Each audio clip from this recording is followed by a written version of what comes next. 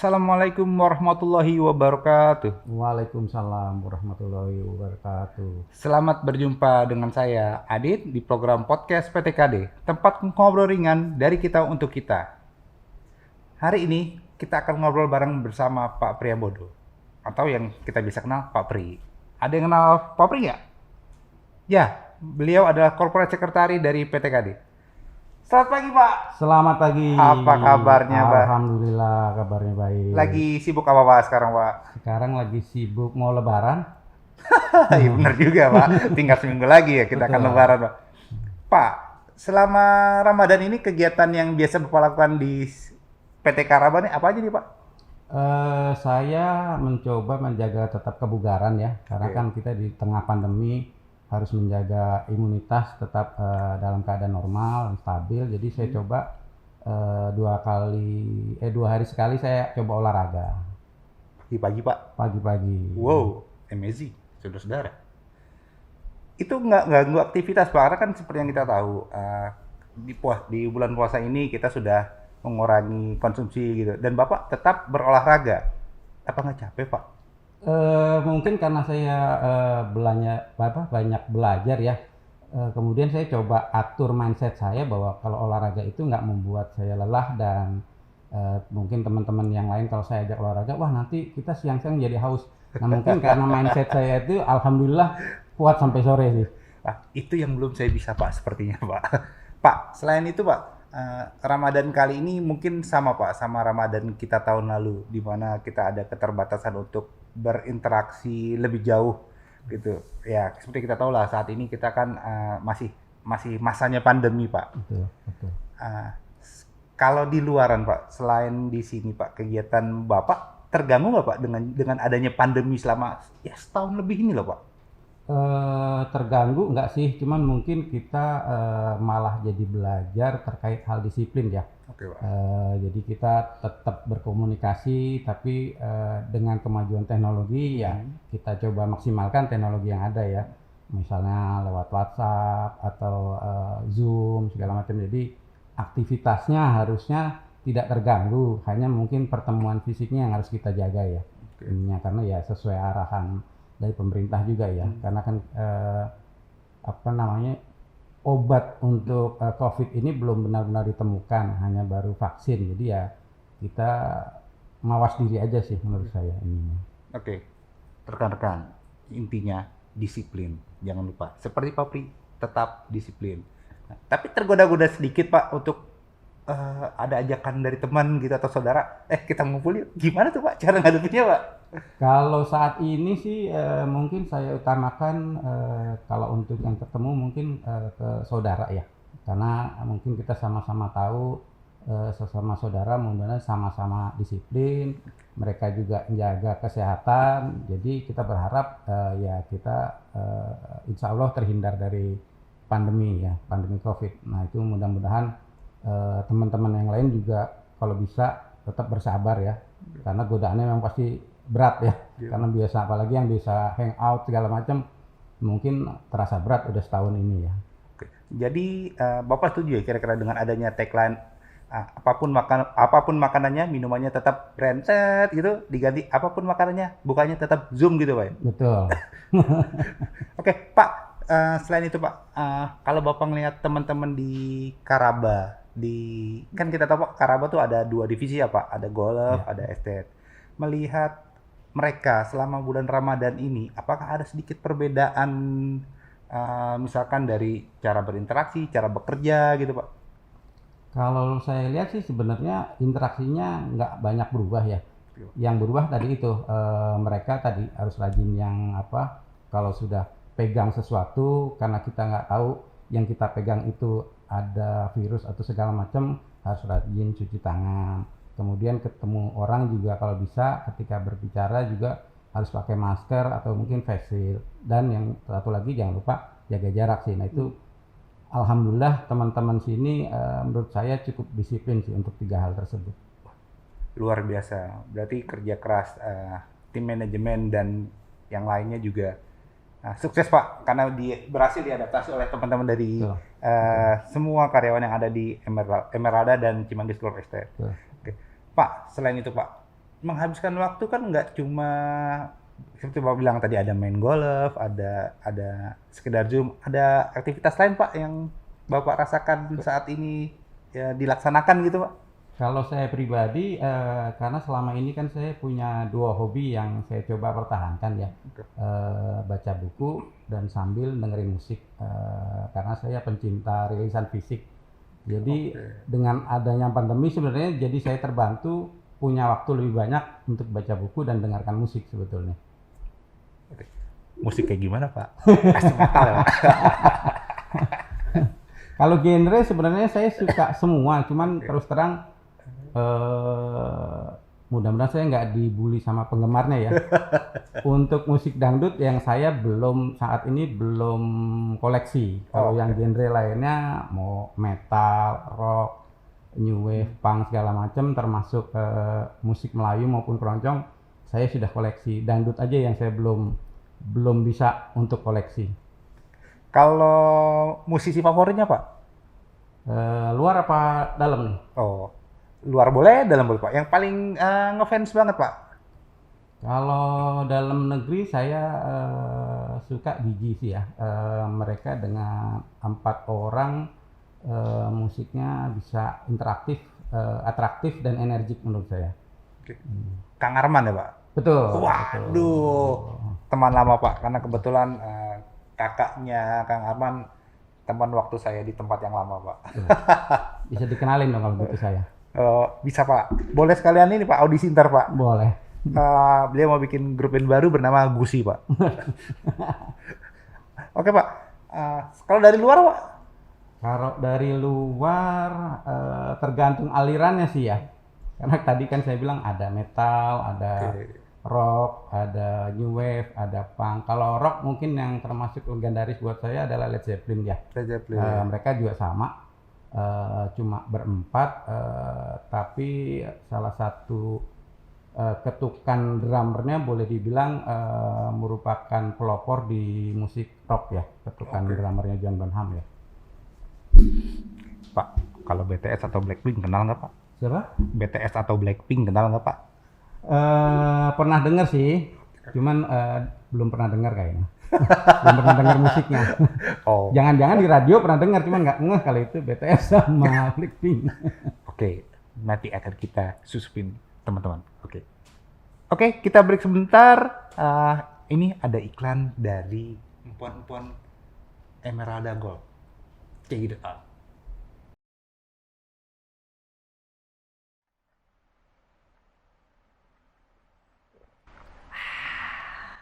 Suasana begini, minum pon-pon, pancen oke. Apalagi empon-emponnya Emeralda luar biasa.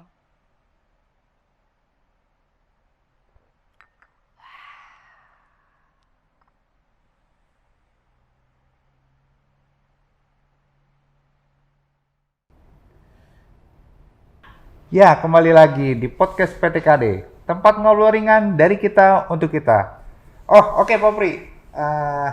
Pandemi setahun terakhir. Pandemi bikin kita pusing. Pandemi bikin kita membatasi aktivitas dan lainnya. Kalau pandemi sendiri, menurut Pak Pri itu seperti apa Pak?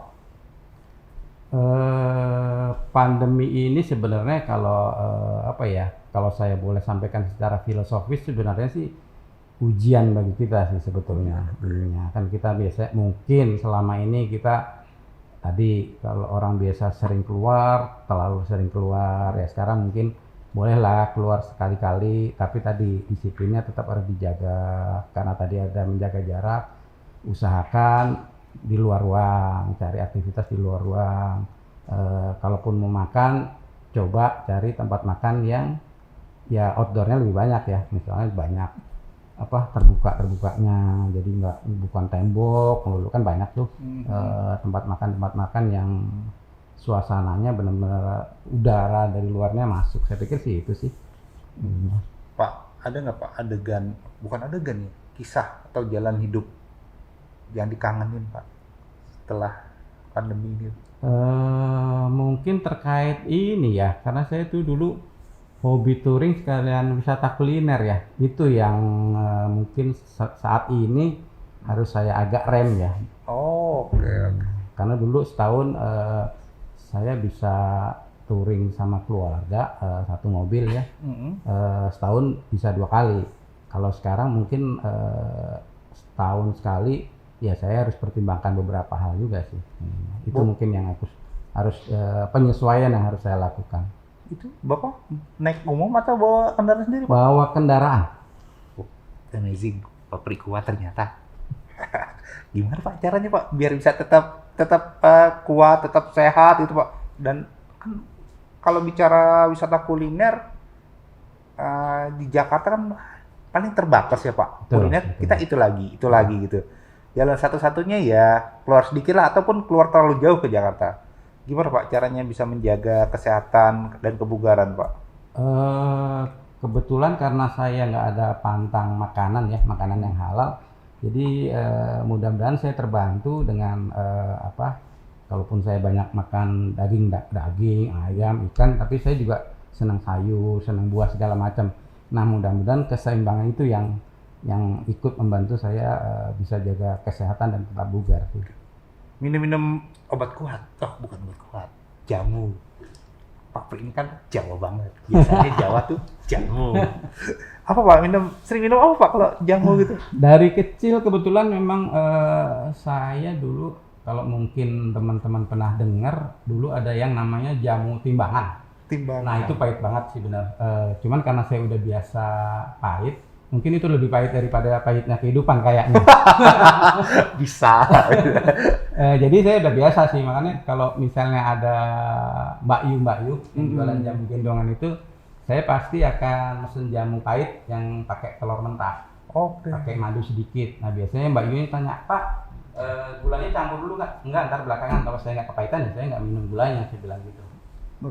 Nah itu mudah-mudahan tadi salah satu yang bisa membantu saya juga menjaga kesehatan.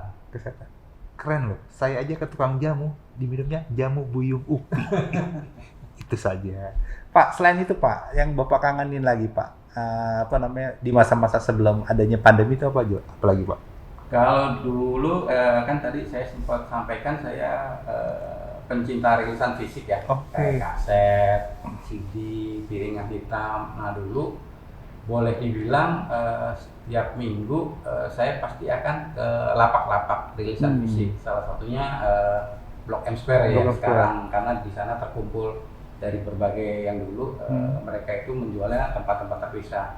Nah itu dulu mungkin bisa seminggu sekali. Kalau sekarang sebulan sekali itu belum tentu sih, karena ya itu tadi harus mempertimbangkan beberapa hal, termasuk kan kalau saya pergi nanti pulang kalau bawa virus atau penyakit kan kasihan keluarga saya. Nah itu yang harus sama-sama kita pertimbangkan sih kalau kita tetap mau menjalankan aktivitas yang tadinya sering kita lakukan. Kangen banget berarti Pak kesana ya Pak ya?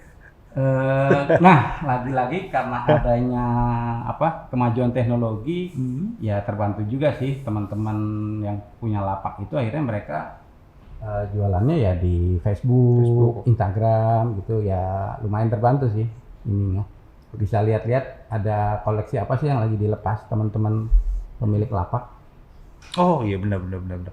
Ternyata dunia online saat ini amat sangat berarti ya Pak. Bisa memudahkan kita untuk melakukan apapun. Mungkin sedikit lagi Pak terkait larangan mudik Pak. Ya. Saya nggak tahu Bapak apakah masih punya keluarga di luar kota gitu kan. Merasa terbebani nggak sih Pak dengan adanya larangan mudik? Sebetulnya secara jujur kalau waktu mudik mungkin sama juga sama teman-teman yang lain. Ketika dibilang mudik, mungkin kalau mereka mudik seminggu, sebetulnya ketemu saudara atau family gitu mungkin 2 hari ya. Sisanya kayaknya sih saya dan mereka juga sama-sama sih jalan-jalan juga. Yang agak kehilangan ya jalan-jalannya itu kayaknya. Lantas berarti tahun ini akan memastikan Bapak di Jakarta berarti nggak mudik ya? Kalau lihat mudik itu di negara kita kan di Indonesia sebenarnya suatu budaya ya. Kalau saya perhatiin dan pahami kenapa pemerintah menganjurkan dan boleh dibilang secara keras dan tegas tanggal tertentu karena apa ya, era-era mudik itu boleh dibilang sebagian besar masyarakat kita menuju daerah yang hampir sama. Nah itu yang kayaknya dicegah. Akhirnya kan orang jadi berkumpul kayak mungkin kalau boleh saya sebut ketika orang pulang ke Semarang, ke Malang, ke Surabaya, ketika mereka akan menuju balik ke Jakarta, Jogja itu salah satu kota yang nanti ada tumplak warga dari Jakarta. Nah itu yang menurut saya memang bahaya sih. Jadi ya kita harus pintar-pintar ini juga, kalau memang pun mau menjalankan budaya mudik ya tinggal diatur aja. Mana yang sepi kan, kalau dengan sepi berarti kan kita bisa jaga social distancing segala macam. Seperti itu sih harusnya. Berarti Bapak mudik atau di Jakarta aja? Kayaknya wisata kuliner saya Kuliner. bukan mudik. Oke. Karena pengalaman saya sebetulnya karena tujuannya wisata kuliner, saya nggak begitu suka terlalu lama di jalur tol. Oke. Jadi kalau saya ke Jawa Timur itu saya akan keluar Subang untuk cari tahu Sumedang. Oke, tahu Sumedang, saudara-saudara. Kesukaan Pak Pri. Saya jangan lupa dibungkusin Pak sama teman-teman di sini. Ya. Oke, mungkin yang terakhir Pak, ada saran buat teman-teman nih agar mereka bisa tetap fit seperti Bapak. Terus kedua, bisa menghabiskan waktu di tengah larangan mudik yang dilakukan oleh pemerintah. Kalau menurut saya sih lagi-lagi kita harus atur mindset kita ya. Bahwa kita dengan asupan yang kita makan itu akan membantu kita menjaga imunitas. Kemudian lakukanlah kegiatan-kegiatan yang positif ya. Kalau kayak saya ya mungkin membaca segala macam, atau olahraga tetap dijaga rutin. Tapi kalau misalnya orang tadinya senang yang lari atau jogging di keramaian, carilah tempat yang lebih sepi. Kan yang penting olahraganya, bukan keramaiannya gitu. Menurut saya sih dua hal itu harus bisa dijalankan sih. Oke Pak Pri, terima kasih atas waktunya di kesempatan kali ini. Oke, teman-teman yang lain, sekian dari Pak Pri. Kita berjumpa di episode berikutnya. Podcast PTKD, tempat ngobrol ringan dari kita untuk kita. Wassalamualaikum warahmatullahi wabarakatuh. Waalaikumsalam warahmatullahi wabarakatuh. Enak ya Pak.